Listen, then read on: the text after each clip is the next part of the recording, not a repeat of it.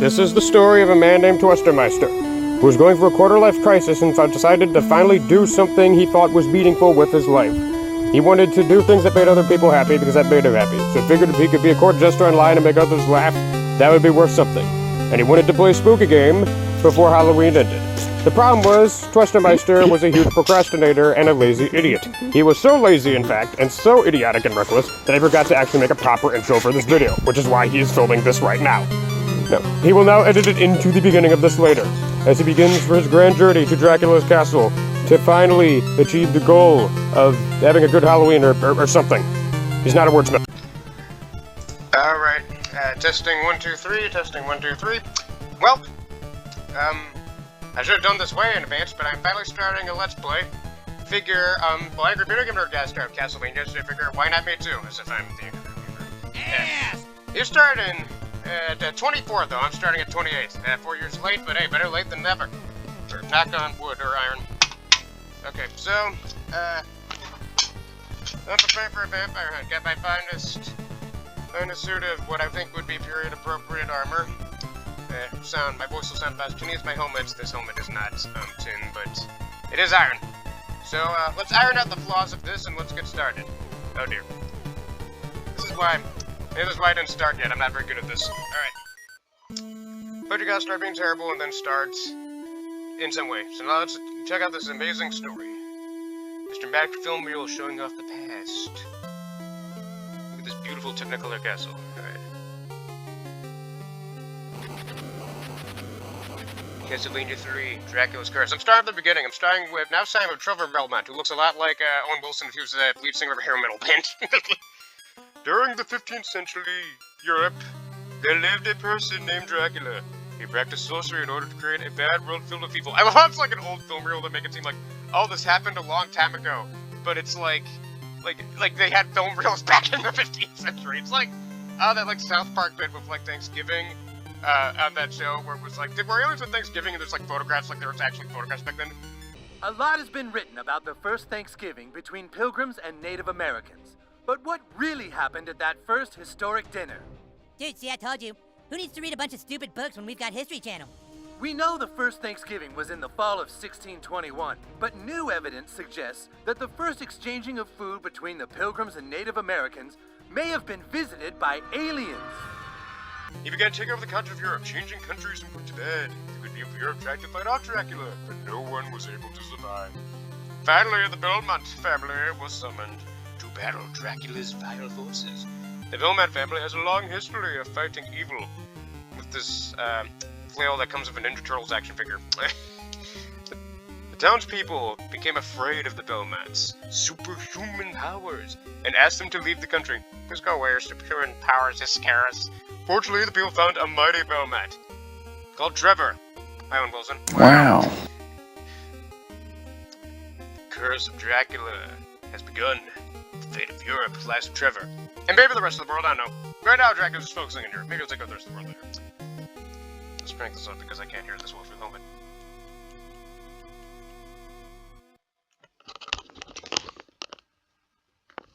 I actually can't hear a thing on this. But take my word for it, the music is good. Even though I can't hear it. But now, I played for Castlevania 3 before. It is a fun, very hard, very fun game. It's probably a good candidate for my favorite of the classic Castlevania games for the NES, at least. I've got to the very end of Castlevania 1, but cannot be the final boss. It's moving again. Yeah. I've cleared this with just Trevor, and, Grant. And I've almost beat it with Trevor. Well, I didn't almost beat it with Trevor and Alucard. I got far, but then this annoying Tetris segment, I like to call it, that I just rage quit. Since I'm starting, I'll just do a Trevor only run. Start with this, alright. Enter my name. It's nothing, I guess, okay. Yeah, and like Netflix Castlevania, where that will tell you, Trevor's a good Christian boy. He'll say a prayer for his adventure as I would. This is most pretty you gotta prove my much playing go successfully. That's most pretty Alright, so now, for anyone new to Castlevania, Classic Mania, you start with the whip, you get this upgrade, you get a flail, you get a second upgrade, you get a bigger flail. I got a knife right there, I can throw that at things, and hearts are your ammo, not your health.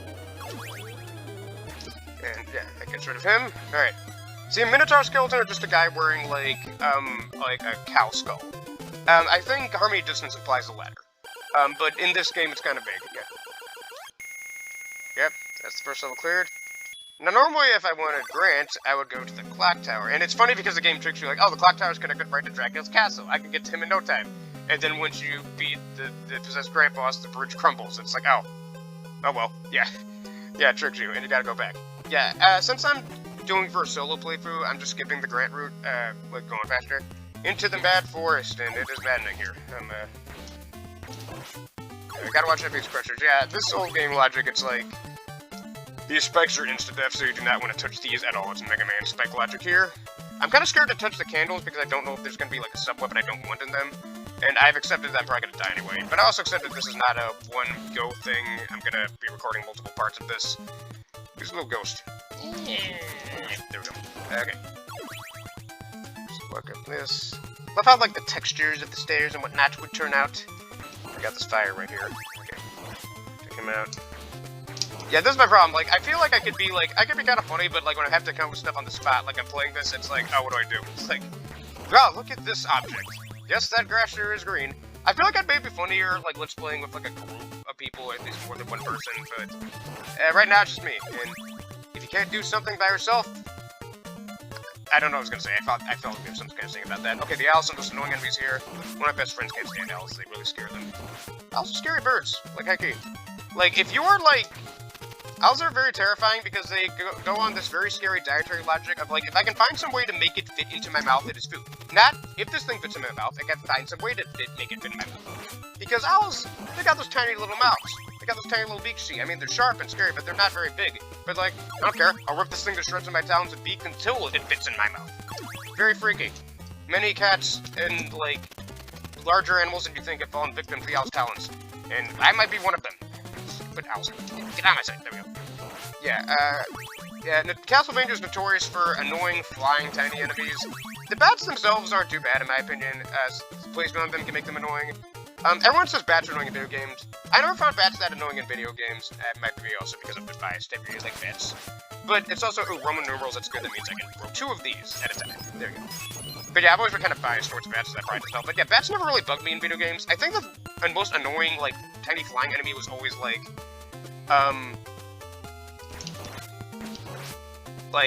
just generic tiny birds that are hard to determine the exact, like, kind of bird they're supposed to be. Those are always some of the most annoying ones.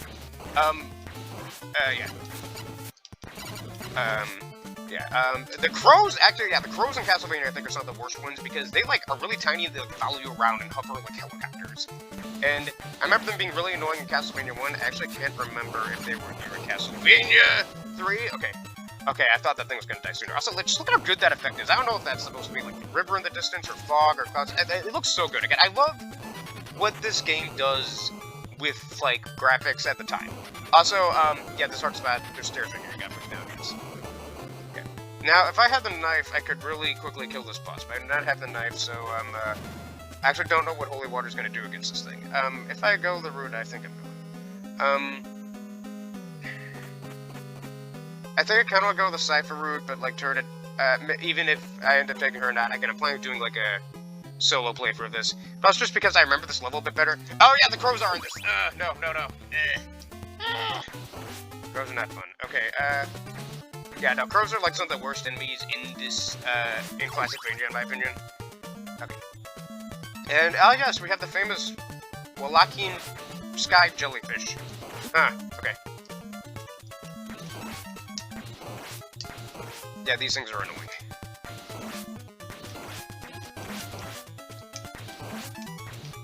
It looks like I might get that after all. Okay, so, we gotta avoid... I don't know if these are jellyfish or they're supposed to be like mushrooms that look like jellyfish, but yeah, you gotta... Their gimmick, you hit them, they release tiny things that follow you, it's really bad, really annoying, and I really don't like it. Okay. It keeps following me. Okay, there we go. Yeah. Yeah, okay. So, hop over here. Well, there goes the holy water. And my whip. And my hearts. Well, on the bright side, yeah, the holy water actually, it's one of the best weapons in the game. I think it's probably the best weapon in the game overall. But just because it's the best weapon in the game doesn't mean it's the best for dealing with every enemy, is the thing. So, like, yeah, like, the boss here, holy water's not very good against, because I think you only have to hit in the eye, you're fighting a Cyclops, and its weak point is its eye. Yeah, classic.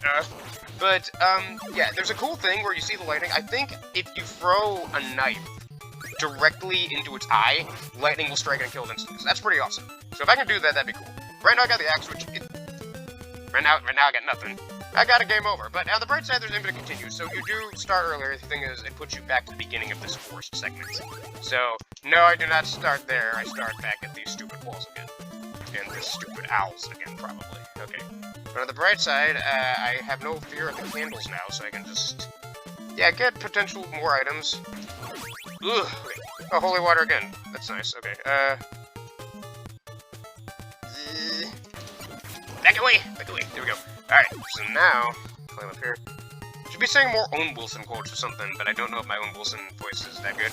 That's the problem. Like I said, I can come up with lots of funny stuff, like, while I'm not doing something. But as I'm doing something, I have to kind of improvise. I'm like, oh! And I said this exact thing on this exact segment, too! With the whip skeleton and everything. It's all looping. I'm stuck in a time loop. There we go. Okay, now, yeah, show you big guys. Okay, now the Crucifix Boomerang is, like, really good for the owls here. They could put in a good spot. Yeah, Crucifix Boomerang and, Holy Water are probably the two best weapons in Classicvania, in my opinion. Just overall. There we go. Holy Water, especially the older ones, it's not bad in the later ones, but they nerf some of its power a little bit. So the Crucifix Boomerang, especially in Super Castlevania 4, kind of takes its place as the best weapon, in my opinion. I think my dog just farted. She's under my desk. Cece, you cannot be... I guess you can be sitting on the desk, just don't do anything dumb. There we go. And she is a very sweet dog, but she's also spoiled rotten. She owns... We have a joke where it's like, Queen Cece... Every bed in the house belongs to Queen Cece, she just lets us peasants sit on them sometimes. My bed is not my bed, it's Cece's bed. She just lets me sit on it occasionally. Every time I get home from work, it's like, she'll always, like, be sitting in the spot I'm going to sit. Every time I'm sitting on my bed in my spot, the millisecond I leave, Cece gets on it. It takes it from me. It's like, it's my bed, not yours. And now, except, no, that's her bed, not mine. I'm just out of range to hit the head itself. Ugh, okay. Take that, there we go. The Crucifix Boomerang might be pretty good against the Cyclops if I can, like, make it to the Cyclops. Okay, I'm about to enter Jellyfish Fields over here. I can't do a good enough SpongeBob voice to say this, say too many Jellyfish Field things. I've watched a recording, it turns out my SpongeBob voice actually sounds perfect. I used to be able to do a near-perfect Squidward impression when I was a kid. Now I just kind of sound like the only player's impression of Linkara when I try to do it. Don't you talk about me, you But on the bright side, well, I can't, as an adult, well, I can't do a good Squidward voice anymore. I can do a top-notch Mickey Mouse impression! That'll be fun when playing, like, maybe, I don't know, like, old cartoony games, like Cuphead or old Mickey Mouse games, or that, Mouse PI game that's coming out. That'll be fun. There was a game, I forget what it was called, but offhand, I think it was something like... I'll have to look it up. I'll probably edit it in, like...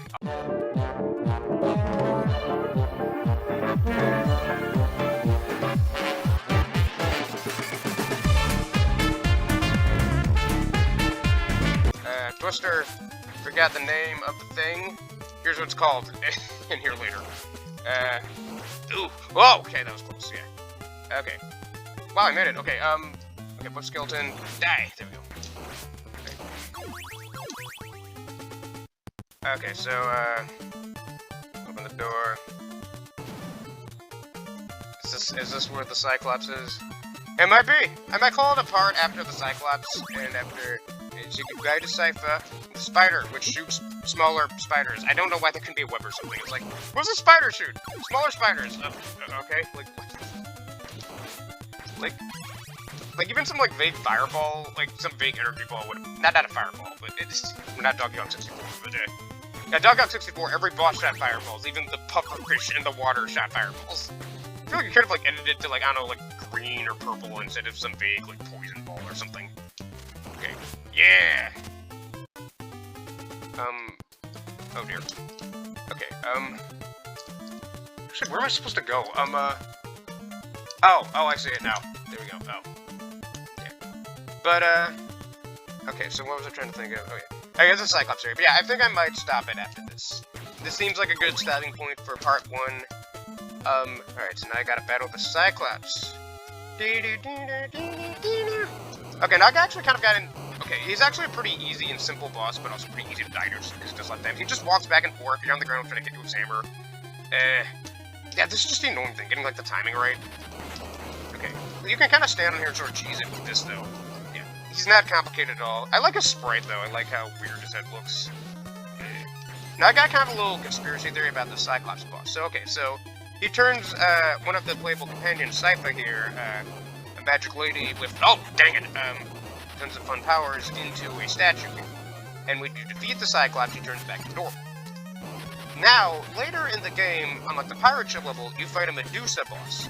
My theory is, I think you were originally supposed to fight Medusa here, and not the Cyclops, but they thought maybe they thought Medusa would have been better later in the game. Because, yeah, cleaning things to stone, that's Medusa's whole thing. Right, I love the groaning sound they do, like, weird zombie sound, there we go. Yeah! Got it? Alright. So now we see... Oh, okay.